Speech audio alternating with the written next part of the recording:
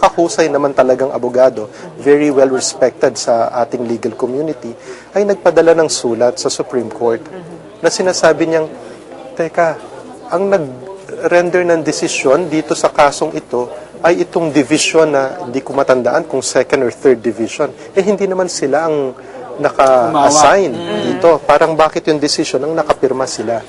So, ang sabi niya ngayon, parang may mali, may aberya. So, gusto niyang malinawan. So, ngayon, syempre, si Chief Justice, siya ang nakatanggap nitong sulat ni Attorney Mendoza, at sinabi niya, oo nga, bakit parang merong aberya dito? So, gusto niya ngayon na ma-raffle off doon sa tamang division na talagang binigyan o inatasan ng karapatan na mag-decide at sumulat ng desisyon ukol dito. Has this ever happened before na yung na final decision na pagkatapos parang binawi, no? Parang ganon. Kasi ang sinasabi ng marami, parang meron kasing rule dito sa ating Supreme Court proceedings na kapag nagkaroon ka na ng final decision at natapos na lahat ng mahabang proseso ilang final decision bang pwede? Ilang apela ba? Well, normally, dapat isang motion for Isa lang. reconsideration. Tapos final na talaga final yan dapat. Na yan, okay. Merong mga ibang pagkakataon na nagbibigay ng allowance for second motion for reconsideration na talagang dapat hindi, pero minsan may mga extraordinary circumstances.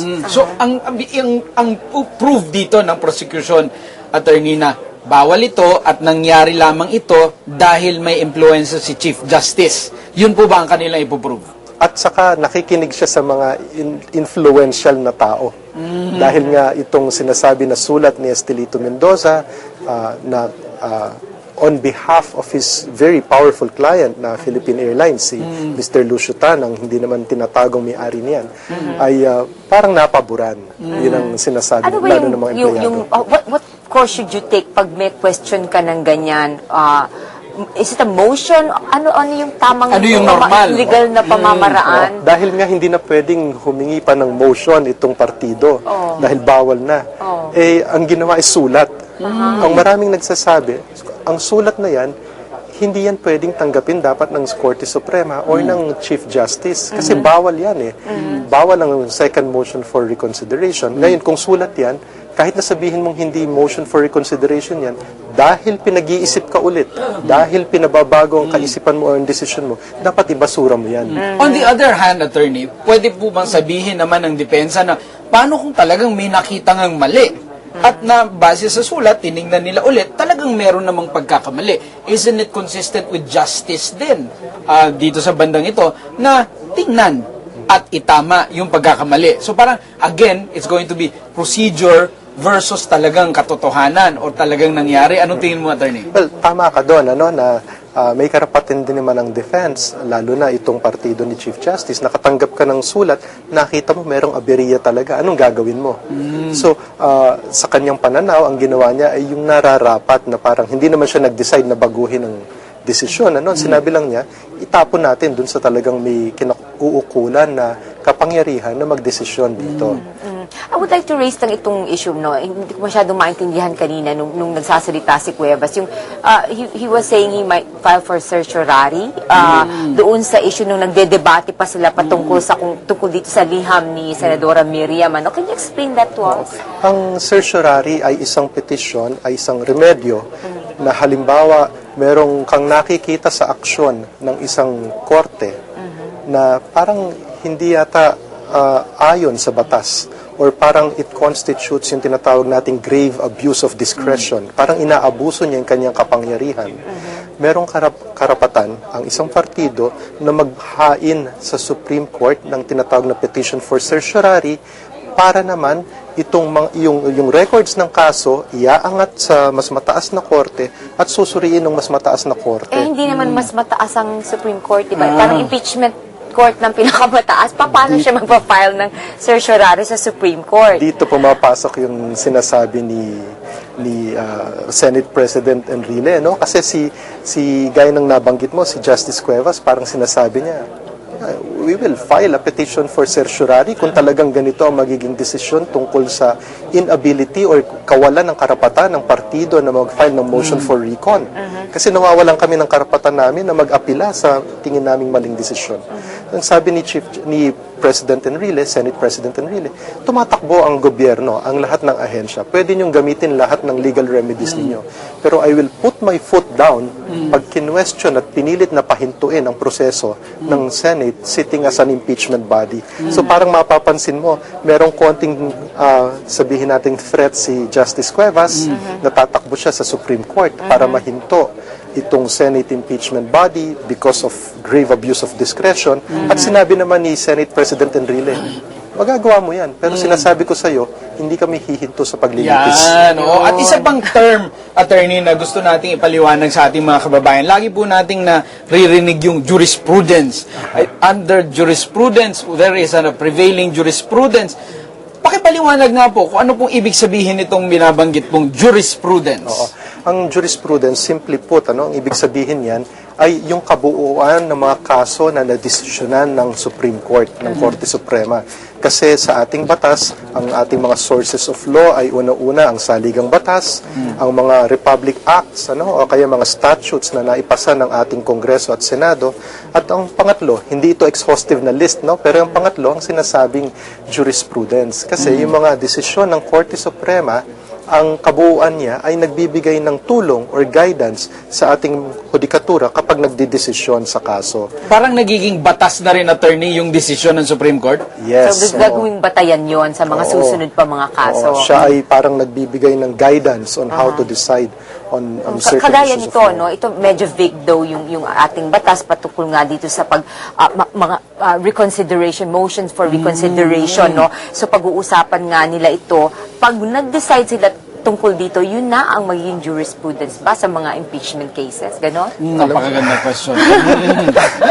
Mas malalim ang implikasyon ng iyong katanungan. Dahil unang-unang tanong dyan is, ito bang impeachment trial, itong impeachment court, is it considered as part of that definition of courts? Diba, na sinasabi natin na nako-cover ng rules of court. Sinasabi natin ang impeachment body ay sui generis, in a class of its own. So ang katanungan, kung hindi siya nagfo-form ng part ng regular courts na defined sa ating batas, at sa saligang batas, at sa statutes, kung hindi siya parte nun, then kung may decision bang impeachment trial, does it follow the same practice as we do with regular courts na sumusunod sa jurisprudence? Kasi kung hindi naman siya parte nung... Kasi yung jurisprudence hindi pwedeng lumihis eh. Oo. Ang maraming nagsasabi na dahil nga sui generis siya, bawat impeachment trial Is different. Yeah. So, kaya nung maraming nagsasabi na dun sa paglilitis kay Presidente Estrada, ang sinasabing standard of evidence required to convict him is yung preponderance of evidence lamang, na parang civil case. Hindi naman talaga narating yung sukdulan nun, kaya hindi natin alam kung yun ang magiging batayan. Pero maraming nagsasabi na yun ang parang napag-usapan na magbibigay ng guidance. Ngayon, ang katanungan dito is, bakit dito sa paglilitis ni Chief Justice, ang nilay down na standard of evidence ni Senator Enrile noong unang-una ay sufficient and convincing evidence? Doon pa lamang makikita mo na lumilihis siya. Oo. So, ibig sabihin nun, hindi naman siya pinangangailangang bound or nakatali doon sa naging practice nung unang impeachment trial. For example, Estrada. ito si Justice Mariano del Castillo, parang pinag-usapan na baka magsampa na naman ng impeachment case sa Senado laban sa kanya. He's also Justice of the Supreme Court. Pwedeng sundan yung mga napagdesisyonan na dito sa kasong ito sa kaso naman niya? Well, sa aking pananaw, siguro dahil nga pareho silang taga-hudikatura, pareho silang justice ng Supreme Court, siguro kung anong ma-adopt na practice and procedure dito kay Chief Justice Corona, yun din ang maya-apply kay Justice del Castillo. Yung nabanggit ni Senator Drilon, also on that matter, tumayo din si Senator Drilon para maghayag ng kanyang opinion on yung certiorari din na aspeto. At sinabi niya na there should be an end to trial. At nabanggit niya, attorney, na yung mga pagkakamali ng Supreme Court, wala na tayong bound. Pakipaliwanag mo nga yun, baka naguluhan naman yung ating kababayan na, nagkakamali yung Supreme Court at wala na tayong magawa. In the same way, na yung desisyon ng impeachment trial will become final at wala na tayong magagawa doon. Pakipaliwanag po, Attorney. Sa aking pananaw, parang nakikipag-skrimahan si Senator Enrile kay Justice Cuevas. Drilon, Senator Drilon. Senator Drilon kay Justice Cuevas noon, ano? Kasi nga parang sinasabi ni Justice Cuevas, pag nagdesisyon ng impeachment body, gaya ng sabi mo, wala na kaming apila. So, sinabi rin ni Senator Drilon na kapag ang kliyente mong nag-decide, wala rin kaming apila. So, kailangan magtiwala tayo sa wisdom ng impeachment body na lalo na't ito naman ay mga kinatawan ng taong bayan. Sana ay bigyan nyo ng naaayon na respeto at tiwala na gagawin nila ang pinakaayon para sa taong bayan. Sinabi naman ni Senator Joker Arroyo na maraming questions of law dito sa mga nagaganap ngayon. Kasi sabi, there are rules, the rule is silent and does not apply. Question of interpretation and it requires serious study. Apparently kasi nga, first time na mangyayari itong impeachment trial, hindi pa kumbaga hindi pa natetest yung ibang mga rules dito, no? So, it will be subject to the interpretation of the justice, of the senator judges, hindi ba? And dito, lalabas, okay, andyan na ating mamaya.